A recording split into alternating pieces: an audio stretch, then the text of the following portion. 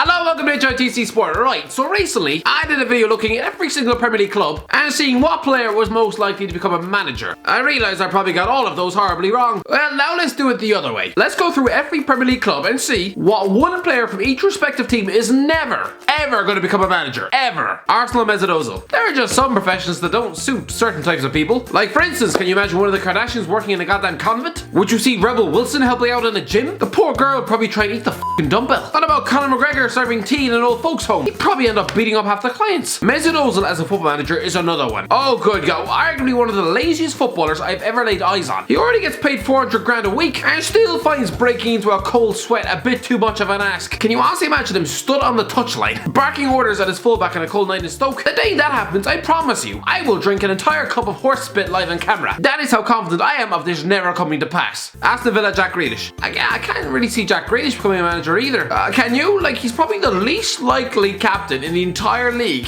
to ever go on to be a manager. I mean, come on, when this lad turns 40, he's probably just going to be too terrified about the ravages of time destroying his perfectly gelled strands of hair to ever contemplate the rough and tumble of football management. Bournemouth, Dominic Solanke. I'm looking at the Bournemouth squad and there aren't too many that I think would make good managers. And I don't think Dominic Solanke will be either. Purely because how was anyone ever going to draw inspiration from a manager whose career consisted of failed big money moves and bench warming? Most of the players will look at his CV and laugh in his face. How is he ever going to command any shred of respect? He's not, lads, and to be honest, should probably cut his losses now and just go work in a shoe shop before he embarrasses himself any further. Brighton, David Button. David Button is 30 years old and successfully navigated through 12 years of his career without anyone knowing who he is. The lad has been transferred 18 times, hopping from bench to bench to bench. When he retires, I'm not sure anyone's going to have a clue who he is. He'll turn up to a job interview for a manager's position, and the chairman will just assume he's a janitor who got lost in the hall. Burnley, Dwight McNeil. Cast a glance at this Burnley squad. It's pretty much filled to the brim with potential managers. Tough as nails, no nonsense tacklers. I know that doesn't automatically translate into managerial excellence, but still, I can see half this squad sprinkled across the touchlines in about 10-15 years. Not Dwight McNeil though. Oh good God, no. I'm not sure why. Maybe it's because he's the mercurial maverick in the squad. The only one in the entire team seemingly allergic to a two-footed tackle. I can't really ever see him donning a trench coat and stood on the sidelines for hours on end, can you? I don't know, Dwight, maybe I'm wrong. And you will go on to become the next Jose Mourinho. But I don't really think so. I mean, maybe I'm underestimating him because he has the upper body physique of a malnourished pigeon. But still, I don't think he has what it takes. Chelsea and Kante. And Kante is far too nice to become a football manager. I'm sorry, but he just is. Can you honestly see him barking at anyone until he's blue in the face? The lad would probably rather cough up his own spleen than ever upset another human being. He's probably just going to become the next Steve Finnan. Once he retires, he'll pack up his things and vanish off the west coast of wherever, never to be heard from again. Crystal Palace, Kante and Benteke. Kante and Benteke is clearly sick of failing every week, and surely just counting down the days to retirement. If that man is seriously getting enjoyment out of the sport when he goes years on end without scoring a goal, then I'm a Chinese dinner lady. That man probably hates football right now. How could he not? It's forcing him to just be a high-profile joke for thousands of people to mercilessly laugh at on a weekly basis. You really think he's gonna stick around to become a goddamn manager? It's like asking one of Joseph Fritzl's kids after they were finally released from the underground bunker to then just offer them a job down a f***ing mine. Everton, Theo Walcott. I have nothing against Theo Walcott. I'm not an Arsenal fan or even an Everton one, so his lack of end product doesn't concern me. I don't care that his career is essentially flatlined since he first started producing stubble on his face. I wasn't the one pinning my hopes on a 16-year-old kid stuffed into one of his dad's shirts, so me saying he won't become a manager, it's not because of any personal vendetta against the man. I just think this fella has pundits slapped all over him. In the modern day, when most footballers leave school at age 13 and probably wouldn't be able to point out Italy on a map, when even forming coherent sentences is beyond half of them, Theo Walcott is mature, level-headed and very articulate. The man looks comfortable in front of a camera. He's been well spoken even from a young age, just like Jermaine Genius. Future pundit 100%. Leicester, Jamie Vardy. I have a feeling when Jamie Vardy retires, he's just going to go on a 5-year-long bender.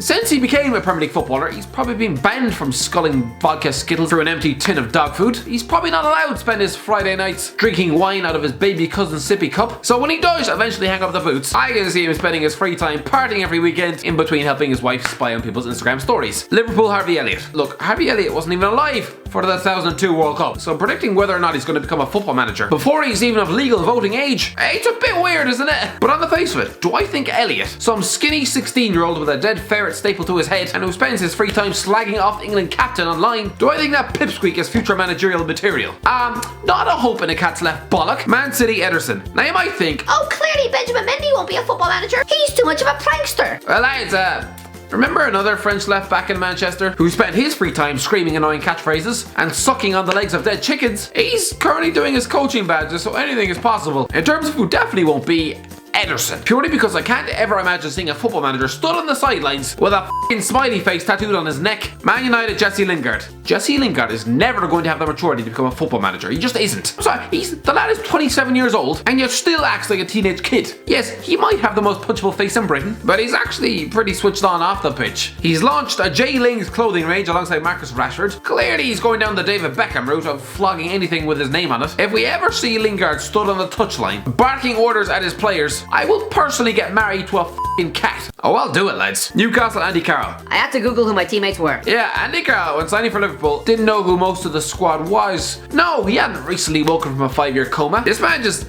doesn't really like football. I'd wake up on a Saturday morning saying, who are we playing? I was just completely oblivious to all the football that was going on. When I was in the helicopter down to Liverpool, I was like, I know Stevie G, I know Carragher, who else? My agent at the time had to tell me, and I would get on Google and find out the team. It's bad because it's Liverpool players, but it's not disrespectful. I just literally don't watch football, so I don't know. The words of a man who clearly views football as nothing more than a well-paid profession. For Christ's sake, you probably wouldn't be able to keep up with this channel and understand what's going on. Good luck being a football manager, Andy, when you don't know 95% of the goddamn players. Norwich Todd Cantwell. Again, maybe it's because he's young, but can anyone see Todd Cantwell, an Alice band wearing teenager, morphing into some respected manager down the years? No, I'm sorry, not a chance. Or at least not while you got a girl's hairband stuck on your head. Sheffield United Ravel Morrison. Ha! Ravel Morrison as a future Premier League manager. Not a hope.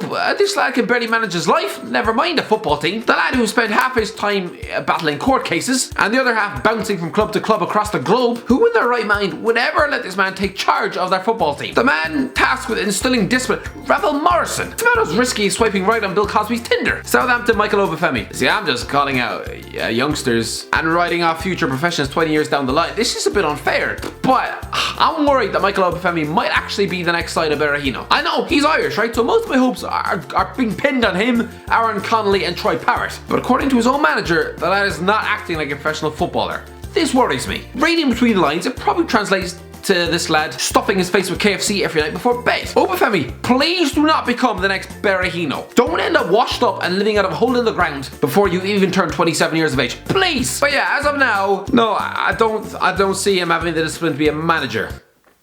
Not until he shapes up, anyway. Tottenham Danny Rose. Danny Rose already said he can't wait to retire. He can't wait to get out of this profession. I've had enough. At the minute how I program myself, I just think to myself, I've got 5 or 6 more years left in football and I just can't wait to see the back of it. Seeing how things are done in the game at the minute, it's just whatever, isn't it? I just want to get out of it. Sounds a bit like another former Spurs fullback who openly admitted he only played the game for money. Does anyone know where Benoit Suokoto is now? Yeah, me either. Watford Danny Welbeck.